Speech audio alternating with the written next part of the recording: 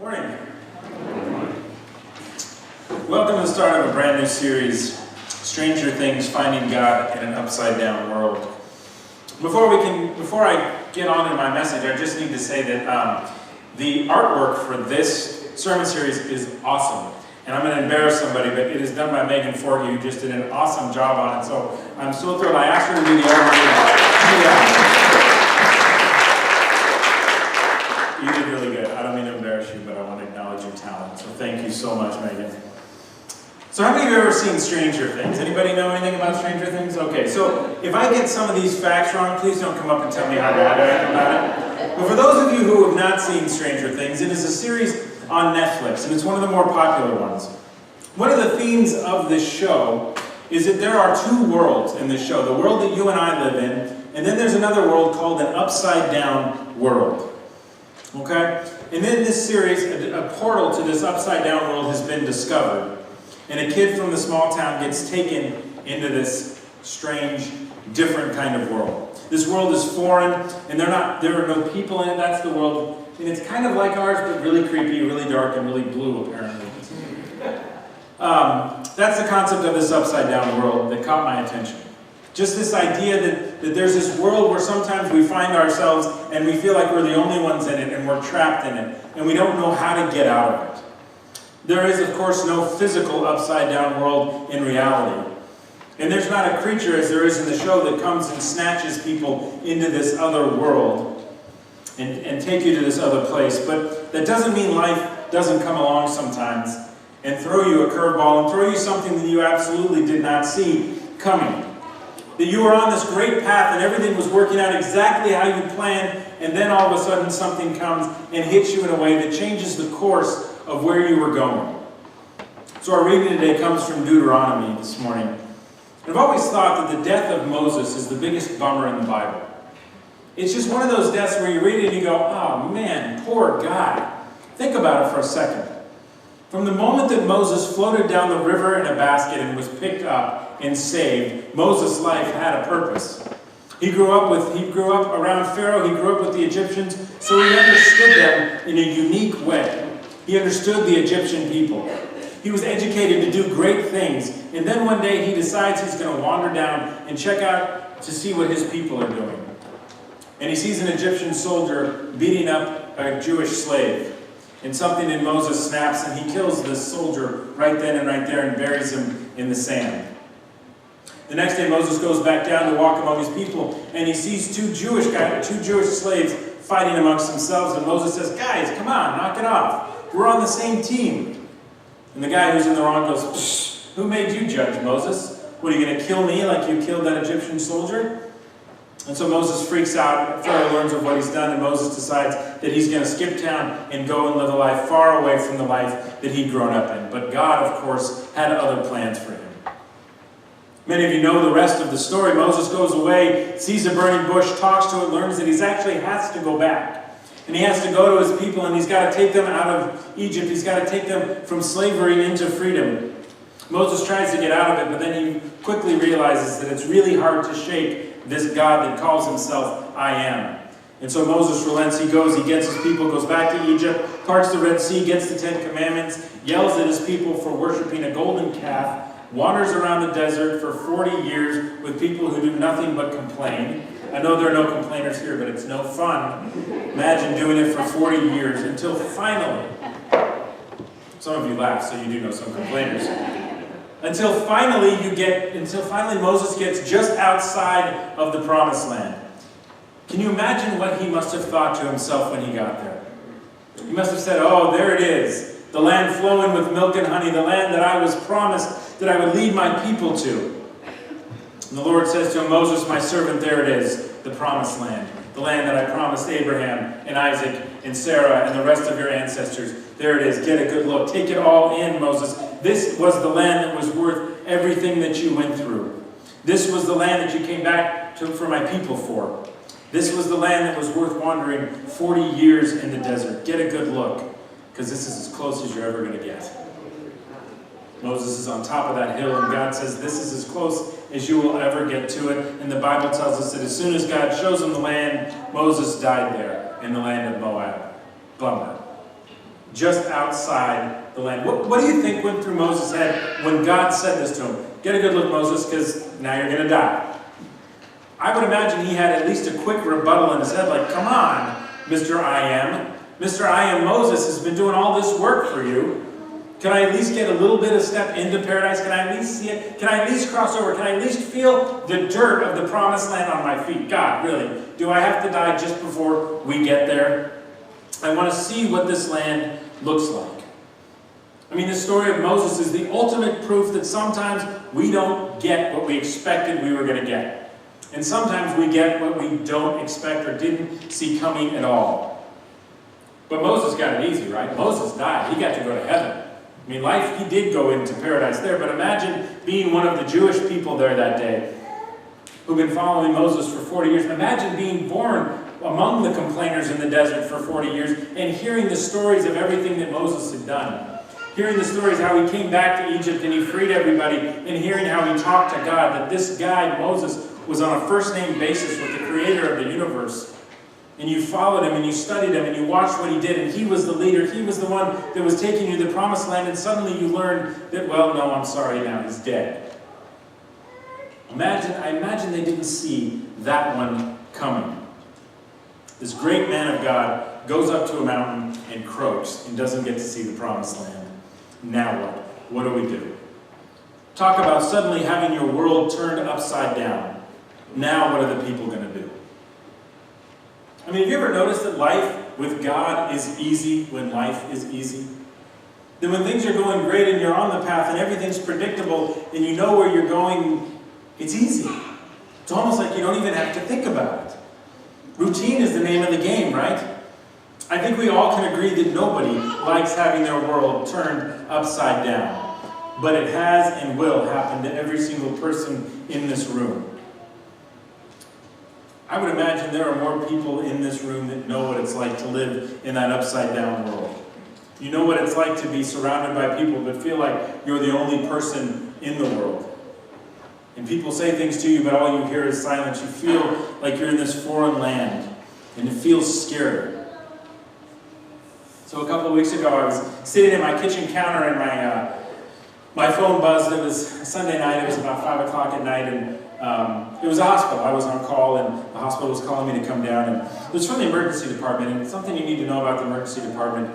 They're not polite, and they're not thorough when they call you on the phone.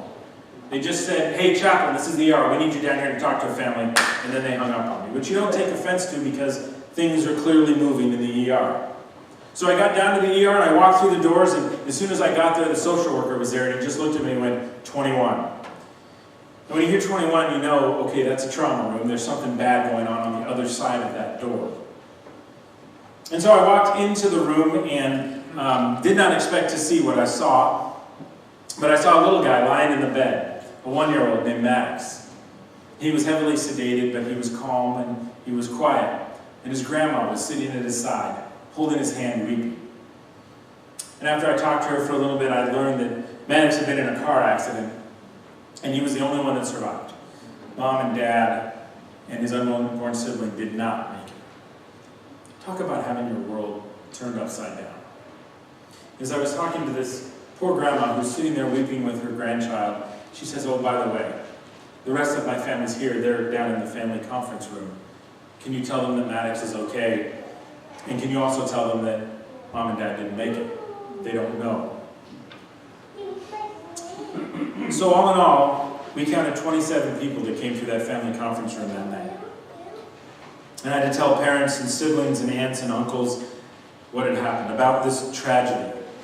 And I watched as each one of them in their own way were thrusted into this upside-down world. The monster that night was death. The monster was sadness. The monster was fear that pulled them into a place that they did not want to go. All they heard from me was they didn't make it. And I would imagine everything else that I said or anybody else said was just white noise to them.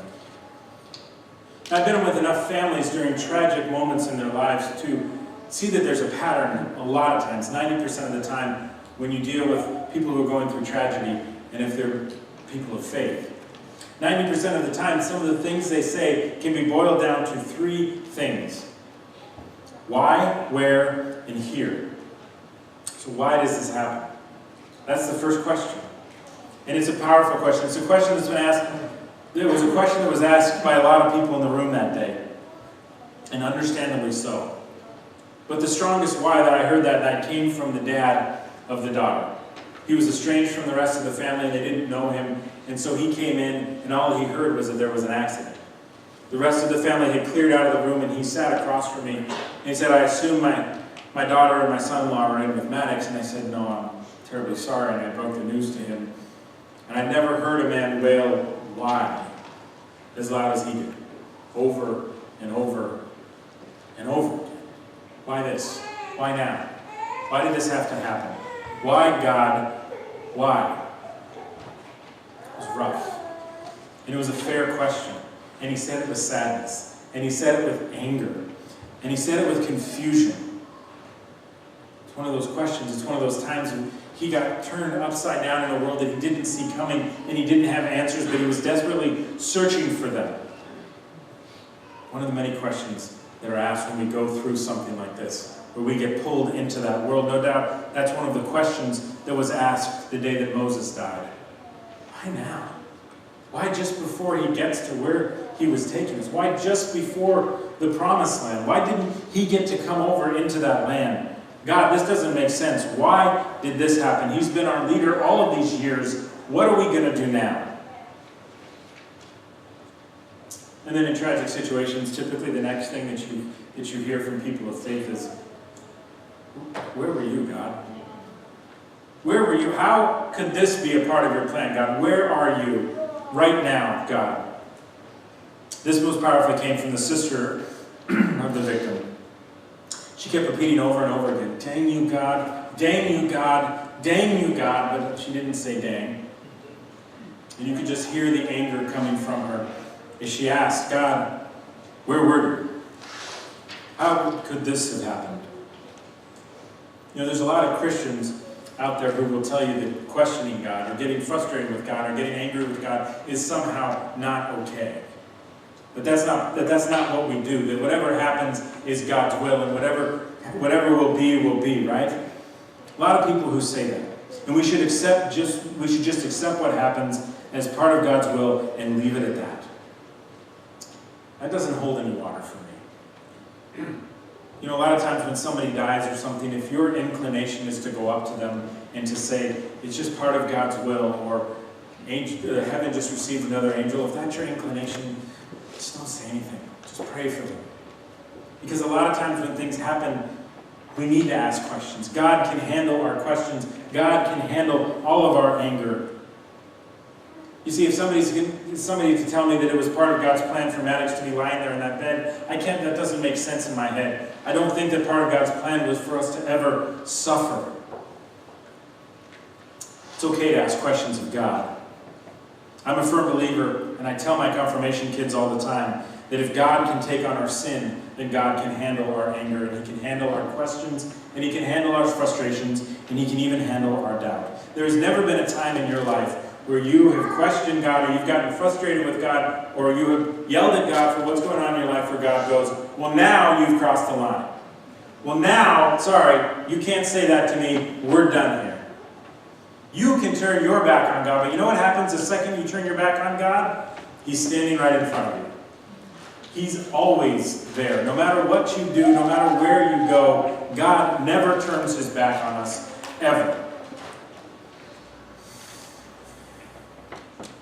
Of course, you know who else this didn't hold up for? You know who asked those questions of where are you, God? Was Jesus. My God, why have you forsaken me? In other words, God, where are you right now? Where are you as I'm on this cross? Don't you think that was a question that the Jews probably asked during that time when they found out about Moses? Well, Moses was the guy that God revealed Himself to. Where's God now? Where are we going to see God now? Clearly, if Moses is dead, then is God gone as well? And the last thing that somebody says, not the last thing, but one of the things that you always hear when somebody goes through a tragedy is you hear the answer to where God is. You hear the where. God is here. You hear it in one way or another during a tragic situation. There's almost always a person in the room that answers that question of God's whereabouts. And that night it came in the perfect form and exactly what we needed, came in the form of a 6-year-old child. This poor sweet little boy named Andy, who'd been sitting in the room watching one by one as his family broke down into tears and asked questions of why. And questioned why God would allow this to happen. And as his aunt was screaming at the top of her lungs, "Dang you, God! Dang you, God! Dang you, God!" Andy made his way to her, crossed the room, went up to her, placed his tiny hand on her shoulder, and said, Tia, shh, God can hear you. He said, "Remember what you told me, Tia? You said God is always with me, and if I'm here, that means God's here too. Don't let him hear you say that." It was the perfect moment. It was the perfect moment. It was exactly what we needed to be reminded of. It was such an innocent and funny and profound statement all in one. It allowed those in the room for just a second to be pulled out of this upside-down world and to take a breath and to even get a chuckle in a moment where everybody in the room, not just family, but myself and social workers and doctors and nurses, needed to hear from this 6-year-old little boy. It gave us all a time out and to be refocused and reset. That where God is right here and right now. No matter how strange or foreign their world seemed in that moment, Andy reminded us that God is with us. The faith of a child, a beautiful thing, a thing we should all strive to have. I said at the outset, we've all been thrusted into that world where all of a sudden the plans we've been making and the life we thought we were headed toward changes. And we ask those questions, why and where? Again, it's okay to ask those questions because we know that there is no monster that pulls us into a literal upside-down world, but there are things in this life that pull us in a place where we feel like we're alone. There are things in this life that pull us to a place where it feels that there's nobody else around us who understands that we're going through. The monster takes all sorts of forms that pulls us into that place. It can be the loss of a loved one. It can be the destruction of a relationship, the loss of a job, whatever it is. And when you find yourself there, look for God to reveal himself in the Andys of the world, to reset you, to remind you that God is there. It doesn't mean the pain will go away, but it does mean that you will be reminded that you are in the presence of a loving God who will walk across the room for you, place his or her hand on your shoulder, and let you know, God can hear you. He's right here. You know, on this Pentecost Sunday, I can think of no better thing to be reminded of than God's presence with us always, no matter where we go. Even when we find ourselves in a place where we never expected to be reminded that God never, ever turns his back on us. God's people certainly didn't expect themselves to be standing just outside the Promised Land mourning the death of Moses. But God made himself known when he raised Joshua up next. And we'll talk about him next week. But who has God raised up for you in your life and revealed his presence to you? Who is that person? And how can God raise you up to remind the lost that God has got them and that God is with them no matter where they go? To be with those who find themselves turned upside down. Life is unpredictable, but God's presence is not. It is always there. He is always with us no matter where we go. No matter what, to the end of the age. May you find him always, because he's always there. Amen. And may the peace of our Lord be with you all. Please share that peace with everyone around you.